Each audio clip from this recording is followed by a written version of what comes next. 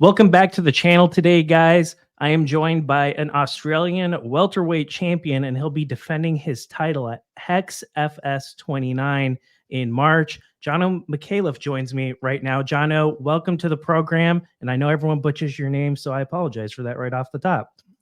You know what, bro? You actually did really well. So killed it. Yeah, hey guys, how you going? I'm not only a fan of you, but I'm a fan of Australian regional MMA. There's so many amazing fighters coming out of Australia. And I'm just curious, since you started on this martial journey, what's the scene been like down in Australia? And why are there so many amazing fighters just like you coming out of the scenes that I'm hearing about all the way up here in Washington, D.C.?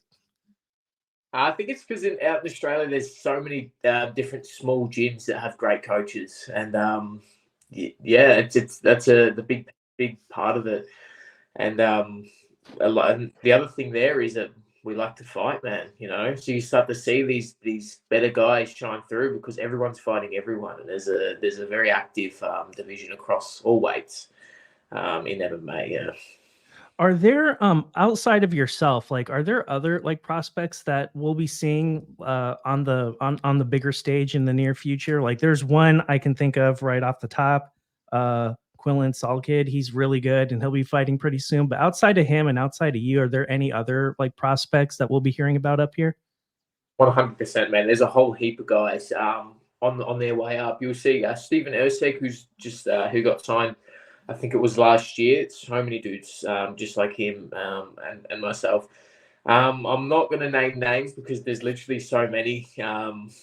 And you will actually, if you tune in Hex Fight Series 29, March 2nd, it may be March 3rd for you guys, but tune into that fight because you will see there's a few title fights and a lot of those guys are right on the precipice of breaking through. Yeah, so you'll get a good insight if you watch that. Well, we are definitely looking forward to that. And I will do a shameless plug. And last year, I zeroed in on you. I saw exactly what it is that you were able to do. And I was just like, no, this is my guy right here. Like what he was able to accomplish, becoming a champion, beating like arguably the pound for pound guy in Australia. You did all of that. And I know when you win such a prestigious award from myself, you know, it's a life of cruise ships and caviar and champagne. And I know it's a rough life. How are you managing all the fame from getting such a prestigious award? Yeah, it's incredible, man. Like those caviar packages you sent me were lovely. No, it is really cool though, honestly. You know, to be able to get a bit of gratification for all the hard work over the last few years, from people like yourself and many others, it's really cool, you know, because it's like I've just been grinding, and for the longest time, I haven't really got any recognition, but it's all starting to come in now.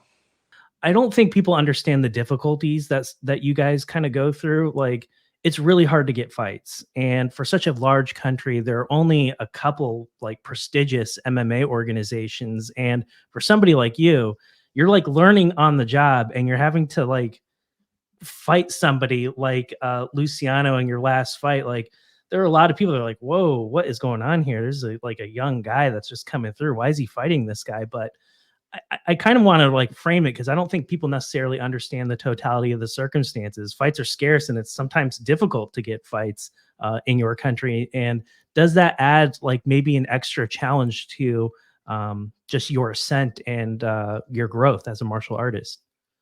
100%, man. Along the many challenges that fighting already has, that's a big one. Especially because you'll find, like I said earlier, everyone's fighting everyone. But once you get to that top level, people aren't really taking those big fights quickly. You know, it takes a lot of time before people take those fights, and it usually is because they haven't quite got the call up from the UFC or whoever, and then they're like, all right, I'm going to have to fight this guy, and that's sort of like my whole fight career. I've been taking the hard fights, and I think that's why I've risen so quickly, because I've sort of gone the opposite way, and I've gone like, if I can take the biggest challenge that I'm going to get given, and I then will get the biggest rewards that you can possibly get in a short amount of time, in just, you know, 1 or 2 fights, which is basically the narrative of last year for me. Absolutely. Well, I'm not going to ask you about that fight in too much significance because God knows that you've talked about it to death. But I will ask you, in the media space, right? We always ask you guys after a loss, it's, well, what did you learn? What did you learn? How have you grown? How have you evolved? And for you, coming off of a win like that, like, were you still like in recognition of the fact, like, man, there's still like a learning opportunity here. Like, I need to take something out of this winning experience to better my own development and further my growth. And sometimes that's hard to do when you were able to win a fight in the manner in which you did. And I was just curious, do you have to be, is it more difficult to extract a learning lesson coming off of a very important and prestigious victory such as your last one? Yeah, it is, man, because you get to a point where you hear all the hype behind yourself, and sometimes you believe in it too much, actually, and it can be a downfall, So you need to sort of sit back and not drink your own bathwater, in the sense of you gotta keep yourself separate from that. And the beauty of it all is that I have such a good team, and it's like, yeah, they believe in me that I'm really good and stuff, but they also know how good the other guys are out there, and that's what keeps us grinding. We don't shy away or move away from the fact that at the level I'm at now, I'm fighting some of the best guys in the country, and some of these guys I think will do really well in the international scene too. And yeah, you can't steer away from that. Yeah. Enter one Aldin Bates. That's the man you'll be defending your title against. Um, Pretty impressive contender here. He's very dangerous. He's had a lot of success. This is a guy that I'm sure that you're quite familiar with, and you've probably thought to yourself, like, there's probably a high probability I'm going to run into this guy one day. Your reaction on getting his name on the contract, and just kind of your initial thoughts on your opponent. Yeah, my initial thoughts for that one was I was just glad that I got a fight, because I was for a long time told that they can't really find anyone, which would suck. But then when it's always a mixed emotion when you get a fight booked into. You already know you're fighting. Once you get the name, you get the energy. The feeling comes. You might get a little heart pumping, like, all right, I'm locked in. I know I'm gonna have to do X amount of work and fucking grind for the next few weeks. And yeah, and that's how it was. But against Aldin, like you said, I've been watching him. I've been keeping an eye on him for quite a while now, and he's taken out some of the top guys in the country. So it's just a new set of problems that I've got to face and prepare for, and yeah, one that I'm getting underway and ready to take on.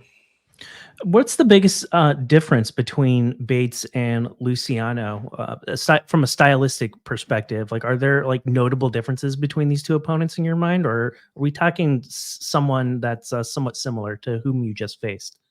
They have similarities, but I think that there are more differences than there are similarities. Joey he's an offensive grappler. He likes to take him down, smash him there, work on him. Aldin, on the other hand, he likes to stand and bang. He's a dude he's like a fan favorite. He loves to stand and crack, and I'm well aware of that. So that would probably be the biggest difference. Both strong, both super good in every realm, but I think that Aldin's got also the unique thing where he's got that one shot knockout power. He's a big, powerful dude, and he doesn't mind swinging that leather. So that'd probably be the biggest thing there. Jonna, who have been some of your main training partners, and who've been helping you behind the scenes get ready for the bout? For this bout, a lot of the guys out of Australian elite team, there's a whole heap of them. I'm so lucky that I've got so many training partners. But my main one, D Samasoni, he's also fighting on Hex Fight Series. He's been with me throughout my whole amateur career. The last 4 or 5 years, day in, day out, work together, and he's the number one guy. Absolute legend, and keep an eye on this kid too, because he's gonna make some serious come that fight night. Well, Jono, 2 final questions here for you. The first is back to Bates at large. Just in general, where do you feel you have the biggest advantage over this guy, and what is it that you're going to need to do in order to make your first successful title defense? I think that just keeping Bates at the range that we're on best is going to be a key factor in this fight. So yeah, that's it. It's also keeping my hands up. I think that's probably going to be the number one thing, man. As long as I'm not getting my chin checked and take over in the final rounds, back onto my sort of sit back on my gas tank and trust in that he'll fall down to that. Well, I'm sure there are going to be a lot of people in the stands there to support you and to watch you perform. You're a very popular guy. A lot of people enjoy watching you fight because you don't put on boring fights. You're exciting in your own right. And for all the people that are coming out on fight night and watching you perform, what's one thing they could expect to see from you when you go out there and fight this guy? You're going to see an absolute cracker of a fight. I can guarantee that. You know, especially a lot of the time, my fights require the opponent to sort of come forward, and you're definitely going to get someone coming forward in Aldin Bates. So you're going to see a serious fight, and I always do better when there's someone who's not shying away from that. And in Joey, I think you got to see that, and you're going to see the same thing March 2nd. So yeah, guys, tune in. You're definitely going to want to see this fight, and you know, keep an eye on the next guy making it to the UFC.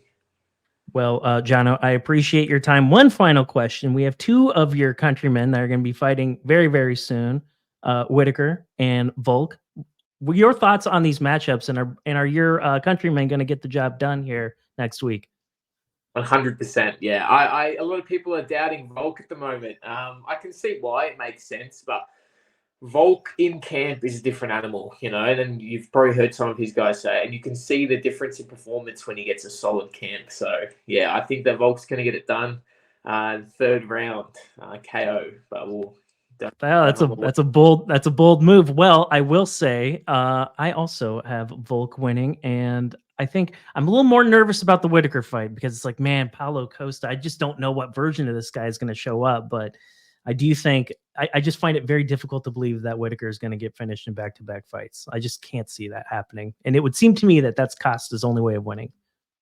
Yeah, I think so too. I am a little bit worried for Rob in the sense that his last loss was obviously to Driscoll, who's now the champ, but was a very physical, very big middleweight. And Paulo Costa is sort of the same thing there, where he's a big, strong middleweight. So I'm sure that Rob is absolutely grinding. I've been keeping an eye on some of his stuff, and I think that he posted before the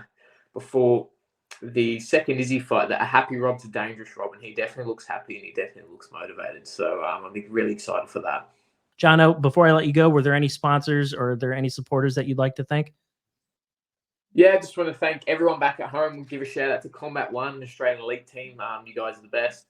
Shout out Hooks, all my sponsors and stuff. You guys really helping making everything worthwhile, especially the supplement lab. Thank you guys. All right. Well, thank you very much, sir. I wish you the best of luck on 2 March, and I look forward to having you back on the program very soon.